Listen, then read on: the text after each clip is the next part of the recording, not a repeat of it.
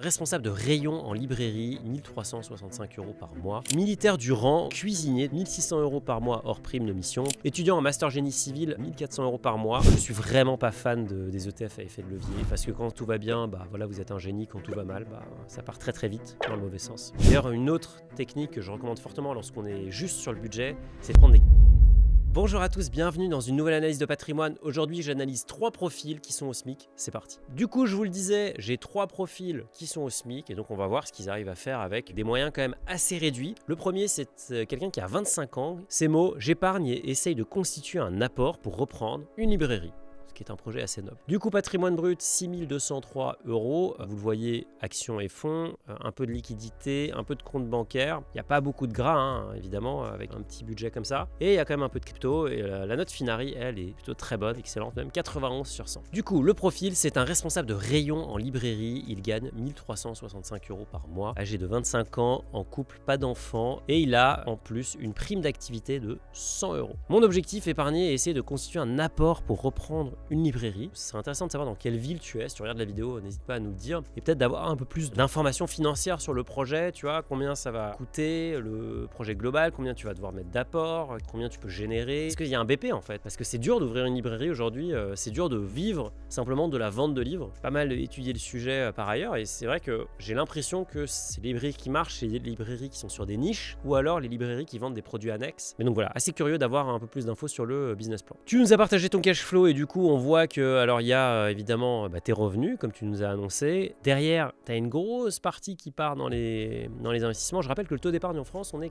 aux alentours des 19%. Toi, tu es à 32%, donc c'est du costaud. Beaucoup part dans le LEP, le livret d'épargne populaire, qui est le livret réglementé qui rapporte le plus. Enfin, il était à 3,5%, il est passé à 2,7%, donc il se rapproche quand même du taux du livret A. Mais le LEP, à un moment, il a été à 6%. Mais en tout cas, beaucoup d'investissements, assurance vie aussi un petit peu, arrondi BTC et un peu de PEA, très bien. Ensuite, il y a du logement, il y a l'appartement évidemment, 395 € de loyer, un peu d'électricité, donc tu nous as dit que tu étais en couple, donc a priori un loyer à 800 €. La vie quotidienne, eh bien il faut payer les courses, le restaurant, la mutuelle, l'essence, un peu de plaisir. On voit que là, regardez, sur un budget de 1400 et quelques euros, que 100 € dédiés au plaisir, donc c'est vraiment pas énorme, mais bon, voilà, c'est ce que ça veut dire. On voit que il y a un abonnement cinéma, ça aussi c'est un petit plaisir, un abonnement Finari, Google, Spotify et du streaming. Ça, c'est vraiment une ligne qui a explosé et que je retrouve dans la plupart des cash flows. Je pense que vous êtes une majorité aujourd'hui à avoir un minima un service de streaming, et même moi j'en ai plusieurs en fait. C'est vrai que c'est devenu une dépense qui est non négligeable. D'ailleurs, si vous n'avez pas les moyens de vous payer un abonnement Finari, il y a des façons d'obtenir l'accès à toutes les fonctionnalités, notamment les synchronisations en illimité, mais aussi tous les scanners, la gestion du budget, etc.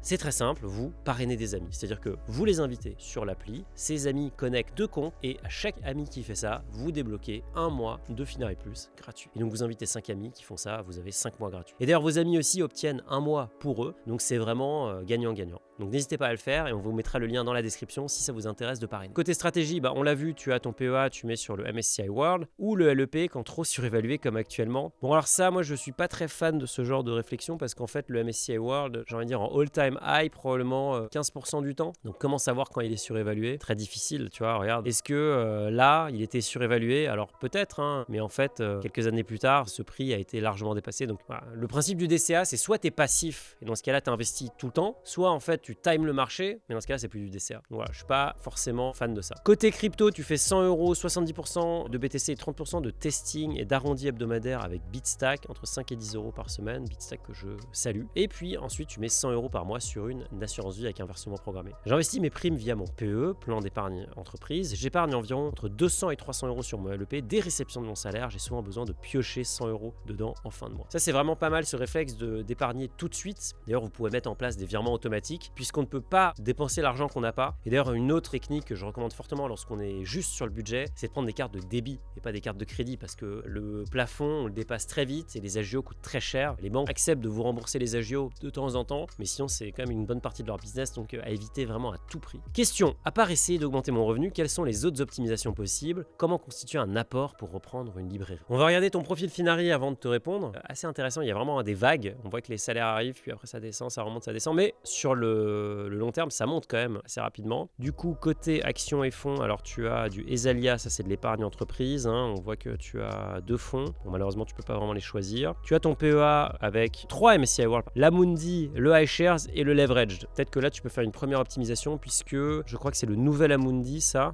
Celui-là, il est carrément moins cher en fait que le iShares. Donc peut-être que tu peux tout mettre sur cet ETF plutôt que d'avoir 3 qui font la même chose, notamment un avec du levier. Moi, je suis vraiment pas fan des ETF à effet de levier parce que quand tout va bien, voilà, vous êtes un génie. Quand tout va mal, ça part très très vite dans le mauvais sens. Un compte titre, bon là, c'est vraiment le minimum syndical et c'est peut-être le plan épargne action de ta copine. Les livrets, il n'y a pas grand-chose à optimiser puisque tu l'as dit, tu as déjà un livret d'épargne populaire, ça c'est très bien. Tu as un livret A, il n'y a rien dessus, ça sert à rien parce que le LEP est là pour ça. Tu as du cash sur les comptes bancaires, là il y a peut-être une optimisation possible. D'ailleurs, tu as une carte de débit puisque Revolut fait du débit, donc tu suis déjà ses préceptes. Vous pouvez faire des enveloppes d'ailleurs sur Revolut, c'est pas mal je pense pour essayer de créer des poches et vraiment créer ce réflexe de l'épargne. Et du coup, alors tu investis en crypto avec Finari et tu investis aussi, tu fais l'arrondi du coup avec Bitstack. Qu'est-ce que tu peux faire pour augmenter ton revenu? Bon il y a plusieurs options, il y a faire des heures supplémentaires, je sais pas si c'est possible à voir avec ton employeur. Il y a évidemment te former pour avoir un autre job qui est mieux payé. Ce que je dis souvent, c'est que en fait, on est tous très tributaires de notre environnement. Si vous essayez de lancer des machines à écrire en 2025, la réalité, c'est que ça va être super dur. Vendre du livre en 2025, et je le sais, j'ai vendu 50 000 exemplaires de mon livre, j'ai pas gagné grand chose avec parce que c'est juste une industrie où il n'y a pas tant d'argent que ça en fait. Et donc, il y a beaucoup de gens qui veulent lancer des librairies. Donc c'est une industrie qui est difficile. Maintenant, si c'est ta passion, je l'entends. Par contre, je pense qu'il faut réfléchir à vraiment une différenciation. Il faut trouver le bon marché, le bon endroit où le faire. Il faut vraiment se différencier par rapport à toutes les librairies qui existent déjà. Vous allez sur Amazon, vous avez n'importe quel livre livré chez vous demain. Qu'est-ce que vous allez faire de mieux que ça? Il faut offrir une expérience, vraiment une expérience physique quoi. Donc je sais pas. Il y a vraiment une réflexion à avoir, mais en tout cas pour augmenter ton revenu, voilà, plus d'heures, peut-être demander les APL. Je sais pas si tu payes pas d'impôt sur le revenu vu que tes revenus doivent être en dessous de la première tranche, mais peut-être que tu pourrais obtenir les APL. Et comment constituer un apport? Tu pourrais décider d'arrêter d'investir. Probablement c'est ce que tu vas devoir faire pour financer l'apport, mais la première chose à faire avant de parler de l'apport, c'est de faire le business plan. Je pense que là, la prochaine étape et les devoirs que je te donne, c'est faire ton business plan. Voilà, faire une étude de marché, combien tu pourrais générer de chiffre d'affaires, combien ça va coûter, les travaux, les trucs, pour voir déjà, te projeter et voir si l'activité a du sens avant d'y aller. D'ailleurs, en préparant l'analyse, on a vu que il y avait quand même pas mal d'articles, pas mal d'informations. On peut se faire financer par tout un tas de dispositifs qui existent, le Centre national du livre, les aides régionales, le prêt bancaire évidemment, ça on connaît, le prêt d'honneur. On peut faire appel au public. Donc il y a plein de choses. Là, ce qui est pas mal, c'est que ça donne une espèce de feuille de route. Et d'ailleurs, sans surprise, le premier item sur la liste, c'est évidemment le business plan. Il faut étudier le marché avant d'y aller. Côté note Finari, je vous le disais, 91 sur 100, donc c'est du très bon. Qu'est-ce qui manque? T'investis avant tout sur ton LEP, mais c'est logique puisque ton matelas de sécurité est plutôt fin. T'as quand même pas mal d'overlap entre tes ETF, donc ça c'est à améliorer. Vision long terme, objectif clairement défini, optimisation de la fiscalité. Fiscalité, a priori, il n'y en a pas, mais vision long terme et objectif clairement défini. Aujourd'hui, c'est très vague, quoi. Je vais ouvrir une librairie, ça signifie quoi? À quelle échéance? Il faut faire quoi pour y aller? Tu vois, je pense qu'il faut un peu plus poser le projet avant d'y aller. Investissement en priorité sur le PEA, non, parce que tu investis principalement sur le PEE, ce qui peut être pas mal, ce qui peut être pas mal puisque t'as peut-être un abondement, ça je sais pas, tu nous l'as pas dit, mais en tout cas, voilà, tu perds un peu de points là. Allez, deuxième profil avec un cuisinier militaire qui prépare sa reconversion professionnelle. Je suis logé gratuitement en caserne, ce qui me permet de maximiser ma capacité d'épargne. Alors ça, c'est beau, évidemment. Donc là, on a un très beau patrimoine, 62 000 euros d'immobilier, 26 000 euros de livret, un peu d'actions. Derrière, c'est quoi? C'est du compte bancaire, c'est de la crypto. Si on regarde le patrimoine net, forcément, il y a quasiment pas d'immobilier parce que cet achat doit être très récent. Pas mal de livrets, et voilà. Notre militaire nous dit que l'appartement a été acheté en 2020. La note Finari est excellente, 93 sur 100. Militaire du rang au sein d'un groupement de soutien en Corrèze, chez François Hollande, où j'occupe le poste de cuisinier depuis 9 ans maintenant. Revenu 1600 euros par mois hors prime de mission, plus un loyer de 535 euros. Donc le loyer, évidemment, c'est l'appartement qu'il possède, il touche ses loyers. Objectif, je pars en reconversion en avril 2026 pour créer mon entreprise, un fast-food diététique. Un peu antinomique vu d'un premier abord, mais bon, c'est intéressant. L'objectif est de développer progressivement, et si le concept fonctionne, de l'amener vers un modèle franchisable. C'est vrai que c'est extrêmement rentable la franchise, et surtout ça vous permet de développer une activité sans mettre les capitaux à chaque fois. Et ça, c'est hyper intéressant. En parallèle, je souhaite poursuivre mes investissements PEA et crypto et faire évoluer mon patrimoine immobilier, notamment en revendant ma future RP avec plus-value afin de racheter plus grand, puis réitérer. Donc tu veux faire la fameuse culbute, qui présuppose qu'il n'y aura pas d'imposition sur les plus-values sur les résidences principales. Ce qui est vrai aujourd'hui, ce qui ne sera pas forcément rarement toujours vrai, mais je pense que tu as des bonnes chances que ça arrive. Ton cash flow, tu nous le disais, tu as ton budget ici de 2100 €. Beaucoup d'investissements mensuels, 600 €. On a un taux d'épargne qui frôle les 30%. Crypto et divers. Ok, on va regarder ce qu'il y a dans divers. Derrière tes logements, tu n'as pas de logement. Je pense que c'est ça l'énorme avantage de ton profil. C'est qu'ici, tu rembourses le crédit, les charges de copro, etc. Mais c'est ton bien locatif. Toi, tu ne payes rien et donc ça t'a permis d'acheter ce premier bien. Et ça, c'est un énorme coup de pouce. Côté vie quotidienne, un peu de courses, un peu de restaurant et du running, peut-être du matériel de running. Les abonnements, téléphone, Spotify, ChatGPT, Finari, cotisation. Donc voilà, pas grand-chose au final. Un peu de frais bancaires. Est-ce qu'on peut pas s'en débarrasser? C'est peut-être pour le crédit. Voilà, moi je paye aussi des frais bancaires, disclaimer. Mais c'est que dans la banque où j'ai des crédits. Sinon les autres, c'est hors de question, je paye 0. Automoto, tu payes de l'essence évidemment et tu payes le garagiste de temps en temps. Tu as une assurance pour plein de choses, propriétaire non occupant, PNO, voilà. Et derrière, tu payes des impôts. Qui n'aime pas les impôts? Tu as mis un petit cœur, taxe foncière et tu payes aussi l'impôt sur le revenu. Action, pas de DCA, j'alimente ponctuellement. Je me concentre sur le Nasdaq 100 pour le potentiel long terme des tech US afin de diversifier géographiquement, sachant que mon activité future se fera en France. Ça fait plaisir parce que ça, c'est quelque chose, j'ai un peu l'impression de crier dans l'espace quand je raconte ça. Pour info, c'est ce qu'on fait déjà chez Finari One et c'est vraiment une réflexion des gros patrimoines de se dire j'habite en France, mes activités sont liées à l'euro, l'Europe, à notre pays. Donc je diversifie mon patrimoine parce que je veux pas doubler le risque. Souvent on me dit oui mais c'est super risqué de faire que du S&P 500. Oui c'est risqué, c'est vrai, mais il faut le voir aussi sous un prisme global. Et vu que vous êtes déjà exposé via votre vie à une zone et une monnaie, je pense que diversifier dans une autre zone et une autre monnaie, c'est pas si déconnant. Donc si on compare le Nasdaq avec, allez mon ami le S&P, concrètement qu'est-ce que ça donne sur 85, le Nasdaq explose le S&P 500, c'est indécent. Maintenant si on zoome un petit peu et on se dit quoi depuis la bulle internet, allez on va prendre le pic de la bulle internet, vous voyez que le Nasdaq a quand même bien rattrapé son retard, parce qu'à un moment le S&P n'a jamais fait mieux que le Nasdaq sur des très longues périodes. Vous voyez là je peux me rapprocher comme je veux, ça ne va pas être le cas. Donc c'est vrai que le Nasdaq surperforme le S&P 500 mais il est plus risqué, il est plus volatile, il est plus concentré, donc forcément comme d'habitude il y a plus de risques, un potentiel de rendement plus important. Crypto, 200 € par mois, 100 € BTC, 100 € ETH. Immobilier, du coup tu possèdes un appartement acheté en 2020 initialement en résidence principale, aujourd'hui loué en LMNP. Le bien n'est pas en cash flow positif mais il constitue une première base patrimoniale, ce qui est vrai. D'ailleurs le cash flow positif, faut casser le mythe, c'est rare, c'est très très rare. C'est pas le but. Le but c'est de faire du TRI, c'est de faire du rendement sur le long terme. Et le long terme c'est vous allez revendre l'appartement. Le cash flow, oui, c'est si vous mettez 10 € par mois de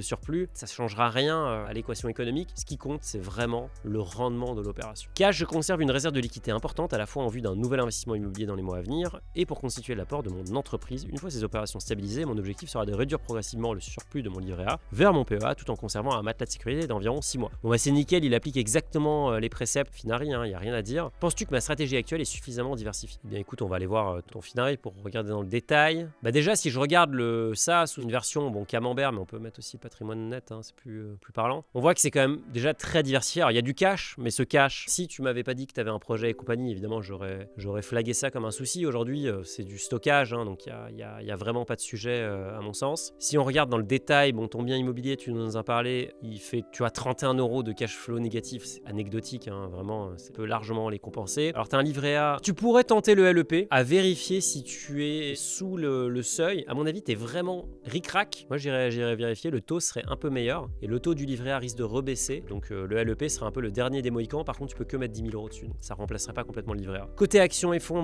c'est du solide déjà. Tu as un plan épargne en action sur Bourseau et donc tu as le Nasdaq, tu nous en parlais, 8 000 €, donc c'est ta principale position. Et derrière, tu as acheté des valeurs françaises en réalité. Donc voilà, en termes de pays, ça donne quoi? C'est assez marrant parce qu'en fait, tu as acheté le Nasdaq et des valeurs françaises et tu as la position classique des US dans le MSCI World. Mais derrière, c'est vrai que la France est beaucoup plus grosse que dans un MSCI World. Tu as aussi un peu d'Inde, intéressant. Voilà, je trouve ça assez diversifié. Je connais pas tes raisons de tes choix de valeurs. Si tu as des convictions fortes, pourquoi pas? En tout cas, on voit que tu es en plus-value sur Total, tu es en plus-value sur Eiffage, tu es en moins-value sur quelques lignes, notamment le MSCI India qui a pas très bien marché cette année. Tu es en moins-value de 30% sur Waga Energy que je ne connais pas. Mais sur le reste, j'ai envie de dire, ça se passe plutôt très bien. Moi, je continuerai. Peut-être que le réflexe que je créerais, ce serait de faire du DCA dès que tu auras de nouveau les moyens. Et d'ailleurs, je préfère espacer les investissements. Donc là, une fois que tu auras du cash dispo, plutôt que de faire tout en un coup, faire ça sur 6 mois, donc diviser la somme par 6, ça permet de réduire quand même la pression psychologique qu'on a au moment d'appuyer sur le bouton et la déception possible de se retrouver avec un énorme drop dans la foulée. Tu investis en crypto avec Finari et tu fais du Bitcoin, un peu de Solana, un peu d'Ethereum. Tu fais un DCA, donc ça c'est le bon réflexe. On voit que d'ailleurs ça monte progressivement même si tu es en moins-value. Normal parce qu'en fait tu achètes régulièrement. D'ailleurs le prix du Bitcoin a fortement baissé là ces derniers jours, puis il est remonté très vite. La meilleure façon d'attraper ces baisses, c'est quand même de faire du DCA. Et je préconise, si vous voulez faire du DCA hebdo plutôt que du DCA mensuel, parce que je trouve que le DCA mensuel en crypto, il y a tellement de volatilité qu'on peut faire moins 30 et revenir à 0 en un mois. Si vous faites du hebdo, a priori, vous allez prendre les baisses, mais vous allez aussi pouvoir acheter les baisses. Donc c'est vrai que je préfère cette répartition-là. Rien à dire sur tes choix, BTC, Solana, ETH, c'est un peu les trois classiques. Du cash, bon là, il n'y a rien qui me choque. Et tu as une assurance vie full fonds en euros, mais il n'y a pas grand-chose dessus. Derrière ton emprunt, tu as emprunté à combien? 1,50, donc ça c'est top. Il te reste encore 60 000 € à rembourser et 25 ans devant toi. Donc tu vois, tu as la belle courbe d'amortissement, tu as encore beaucoup de temps devant toi. La stratégie, elle est très bien, rien à dire. En étant prudent, un matelas de sécurité couvrant environ 6 mois de dépenses te semble-t-il cohérent dans la situation ou trop élevé? Alors je t'aurais dit un peu élevé, je trouve, dans ta situation actuelle, vu que tu payes pas de loyer, tu es militaire, etc. Cohérent dans ta situation de futur entrepreneur où tu n'as aucune garantie sur quoi que ce soit. Donc pour moi, ça a du sens. Est-ce qu'il serait plus judicieux pour moi d'acheter 2 appartements à Millau, dont ma RP, pour développer mon patrimoine immobilier, ou au contraire de me concentrer entièrement sur la création de mon entreprise et d'allouer mon épargne restante à des investissements réguliers sur PEA crypto le temps que l'activité stabilise? Mais mon ami, tu viens de répondre à ta propre question. Je pense que si vous voulez monter une entreprise, c'est un boulot à plein temps, c'est un commit total, 24 heures sur 24, 7 jours sur 7, pendant des années et des années. On dit souvent une entreprise, pour qu'elle marche, il faut 10 ans. Donc évidemment que je te recommande fortement de te concentrer que sur ton entreprise, et l'immobilier, tu verras plus tard. Donc investissement sur PEA crypto, aucun sujet, et plus tu peux automatiser, mieux tu te porteras. Ta note Finari est excellente. Où est-ce que tu perds des points? Bah, tu fais pas de DCA sur ton PEA et t'as pas de compte titre, mais bon, ça, c'est très, très subjectif. Tu peux aussi vivre sans CTO. D'ailleurs, c'est pour ça que tu perds que 1 point sur le CTO. Allez, on passe au 3e profil avec un étudiant en génie civil qui veut monter sa SCI. Je travaille dans la restauration en parallèle pour financer mes études. Patrimoine brut et net 8 300 €, note Finari 70 sur 100, donc quelques améliorations à faire. On voit que tu as des actions et du cash sur un compte bancaire. Ok, profil. Étudiant en master génie civil à 1 400 € par mois, âgé de 24 ans. Je travaille dans la restauration en parallèle pour financer mes études. Bravo à toi. 1 400 en période scolaire et 2 500 € par mois l'été. Donc l'été, ça cartonne. Normal parce que tu as plus de temps à accorder à ton travail. Ton objectif, c'est monter une SCI. Je veux me lancer dans l'immobilier vers la fin de l'année via une SCI afin de faire de la rénovation et de revendre. Bon, déjà, j'ai envie de te dire, pourquoi la SCI? C'est pas vraiment un objectif de monter une SCI. L'objectif, ça devrait être de créer un patrimoine immobilier ou de faire du marchand de biens. Parce que là, a priori, rénover, revendre, ça s'appelle du marchand de biens. Est-ce que la SCI est le meilleur véhicule? Peut-être, à voir. Il faudrait faire une comparaison LMNP versus SCI. Ce qui est sûr, c'est que ça implique des frais. Et encore une fois, c'était pas une finalité. Ta stratégie, on regarde ton cash flow, taux d'épargne monstrueux, 70%. On va voir où vont les 1 000 € sur des livrets. Un tout petit peu en action. Le logement, tu mets 345 € dans ton loyer, un petit peu de charge. Et le reste, les courses, moi, c'est vraiment la vie d'étudiant. 100 € de courses par mois. Les steaks hachés, 20% de matière grasse chez Système U. T'inquiète que je les connais aussi. Les burgers par 8. C'est des bons souvenirs, ça. C'est des bons souvenirs. J'ai investi environ 3 000 € via un CTO, principalement dans le stockage d'énergie et des semi-conducteurs. Ok, j'ai surtout investi en mars, avril, quand le marché américain a baissé. Ok, why not? On va regarder ça. Question, comment monter une SCI? Bon, la réponse, c'est que c'est pas la bonne question. On regarde ton patrimoine, actions et fonds. Bon, le premier truc qui va pas... Enfin, le truc qui va bien, c'est que tu as fait une belle performance, génial. Le problème, c'est que tu as fait une plus-value sur un CTO et donc tu vas payer 30% d'impôt sur la plus-value. Sur un PEA, tu aurais payé 0 impôt sur la plus-value au moment de la revente des titres. Tu aurais juste payé en retirant tes fonds et si tu retires tes fonds au bout de 5 ans, tu payes que la CSG CRDS, tu payes pas l'impôt sur le revenu. Donc en gros, tu baisses l'impôt de 40%. Donc ça, je trouve ça un peu dommage. Tu n'aurais pas pu acheter ces titres encore une fois puisque tu peux qu'acheter des titres européens ou des ETF qui répliquent des indices non européens. Mais tu aurais pu, via des ETF, t'exposer à des secteurs très similaires. Pourquoi pas faire du stock picking? J'aurais pas commencé par ça, j'aurais fait des ETF très larges, mais bon, force est de constater que ça a marché pour toi, donc bien joué. Côté compte bancaire, tu dis que tu épargnes sur ton compte, je pense que tu profites du coup du cashback, de la rémunération du compte courant de Trade Republic. Maintenant, je trouve que c'est pas l'idéal, puisqu'en fait, tu vas payer des impôts sur cette rémunération. Si tu investis via ton livret A, eh bien tu ne payes pas d'impôts sur les intérêts puisqu'ils sont défiscalisés. Je préfère investir un matelas de sécurité sur un livret A plutôt que ce type de compte courant rémunéré qui sont une bonne alternative, mais c'est juste que, quitte à optimiser, autant optimiser jusqu'au bout. Donc, est-ce que monter la SCI, c'est la bonne solution? Bon, je t'en ai parlé en préambule. Je pense que ce qui est intéressant, c'est déjà de se demander ce que tu veux atteindre comme objectif sur l'immobilier, à quel point tu vas être investi, est-ce que tu veux faire toi-même les travaux, est-ce que tu vas acheter dans ta ville, est-ce que tu as une idée de l'emprunt que tu vas obtenir. D'ailleurs, comment tu vas obtenir l'emprunt si tu n'es pas en poste? Du coup, tu veux faire une SCI pour t'associer avec tes parents, que leur fiche de paye serve à obtenir l'emprunt. Bref, beaucoup de questions, peu de réponses. Dis-moi dans les commentaires si tu regardes la vidéo pour qu'on ait un peu plus d'éléments. Mais encore une fois, monter une SCI n'est pas un objectif. Ça risque d'être un fardeau, même si il se trouve qu'en ce moment, pour faire de l'immobilier, je suis plutôt fan de la SCI parce que tu peux la mettre à l'IS, l'impôt sur le revenu, et donc tu peux quelque part t'écarter du LMNP qui était